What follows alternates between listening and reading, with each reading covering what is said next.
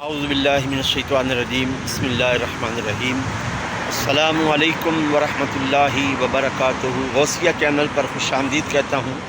Channel کو subscribe کریں، like کریں، شیئر کریں، ویڈیو کو مکمل دیکھیں۔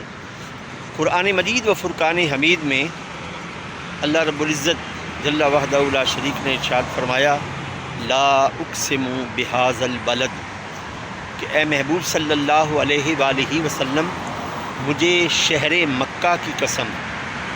شہر مکہ میں بیت اللہ بھی ہے، محراب رحمت بھی ہے، صفا اور مروہ بھی ہے، مقام ابراہیم بھی ہے، بڑی زیارتیں ہیں۔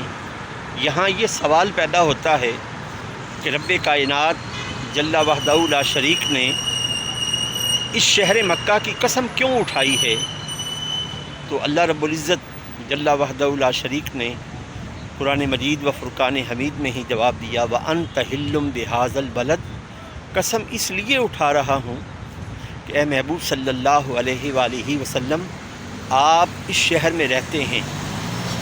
صرف رہنے تک بات محدود نہیں ہے، وَوَالِدٍ وَمَا وَلَدَ، قسم پیدا کرنے والے کی بھی اور قسم جو پیدا ہوا ہے، یعنی خالق کائنات جل وحدہ لا شریک نے قرآن مجید و فرقان حمید کی صورت میں نبی کریم علیہ السلام کے ساتھ آپ کے والدین کریمین طیبین طاہرین کا ذکر بھی کیا ہے۔ تو لا اقسم بہذا البلد، کہ مکے کی سرزمین وہ سرزمین ہے جس نے آمنہ کے لال عبداللہ کے چاند شب اسراء کے دلہا صلی اللہ علیہ وآلہ وسلم کے قدموں کو چوما ہے۔ امیراں دی گل ہے نہ غریباں دی گل ہے، مدینے نو جانا نصیباں دی گل ہے۔ اور اگر مکے کی بات کریں تو پھر حرمین طیبین یعنی دو حرموں کی بات کریں گے ہم۔